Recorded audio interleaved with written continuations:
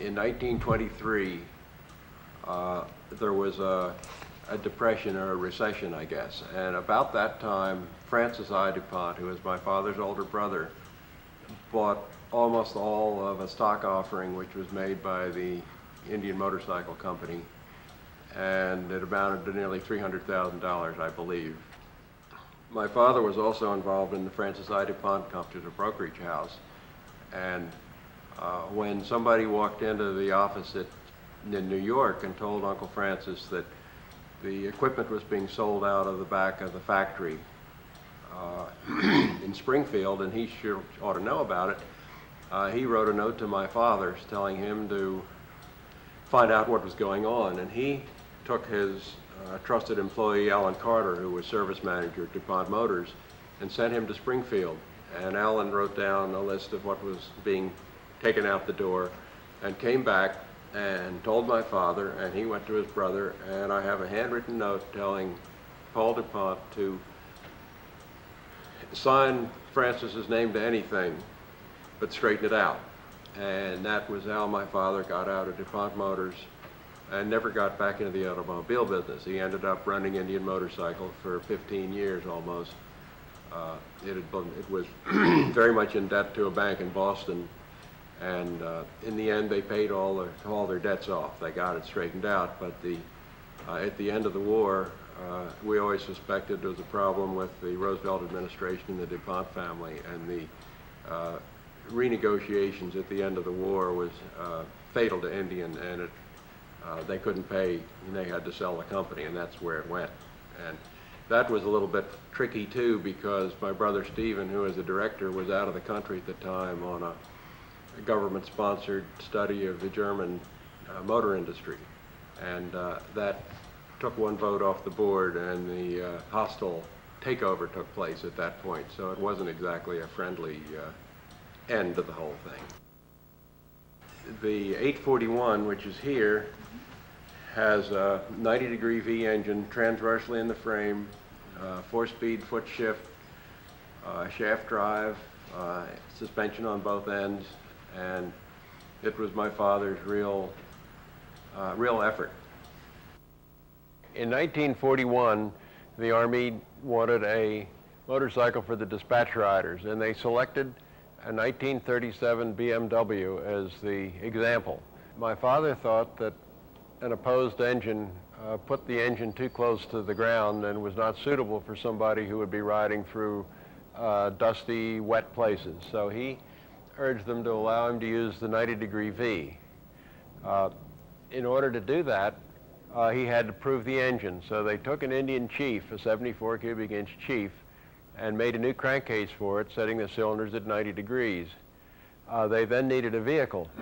So he took his 1930 Morgan, and they took the transmission and the rear drive out of it and built a three-wheeler which had the 90-degree V engine on it, and that was taken down to Camp Holabird and tested and accepted. So while Harley-Davidson built a clone of the BMW, Indian built a completely new motorcycle.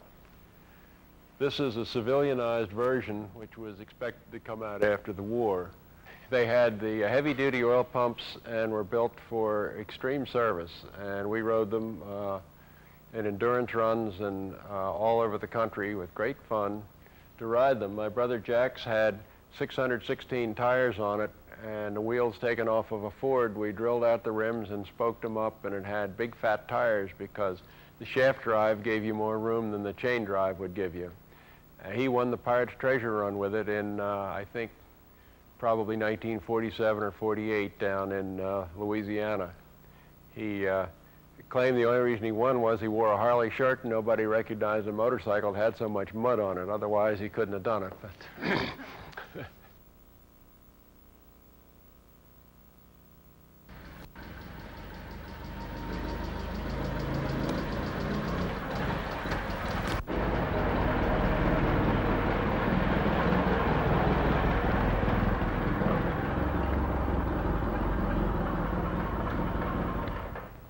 normally, we wear our riding helmets, but my mother always said to take your hat off in the house. Well, my name is Irénée DuPont, Jr. I'm a nephew of E. Paul DuPont, the man who traded his motor car company for stock in Indian Motorcycle Company in 1930. I was pretty much brought up in his house because he had 6 sons and I had only sisters. So I naturally spent time at Uncle Paul DuPont's house. One day in 1929, he showed up with a picture of a motorcycle, which I didn't know anything about, of course, and said something about how he hoped to sell his automobile company to the Indian Motorcycle Company. And sure enough, by early 1930, the deal was consummated. The only problem was he didn't get any money for the sale of his auto company, and he was forced to take stock in Indian as a compensation. So as we grew up, one of the sons who was my contemporary, Ben, we of course took turns riding the Indian Prince until we were old enough to get driver's license, and I found to my utter delight that my father was in favor of me having a motorcycle, and he bought me a 1935 Indian Sport Scout, which I managed to get the order in so that it would have the high compression engine and the big valves. They called it a Y motor in that particular Indian. And it would run circles around Ben's standard Indian Sport Scout.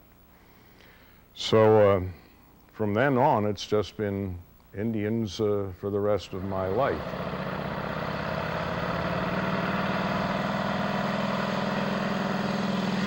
There's been a lot of discussion in the current news about Indians, which tend to point the finger at Uncle Paul's management as being the reason why Indian did not succeed and Harley Davidson has done so well. And I think that I'm one of the few people that got to see that and how it happened. Looking back as an old man now, yes, Uncle Paul made the mistake of failing to provide successors who would carry on the business. And he elected to sell out his shares to another outside buyer who had no concept of how to manage the company in Uncle Paul's style, which had so successfully brought Indian from near bankruptcy at the bottom of the Depression to a going concern in 1949.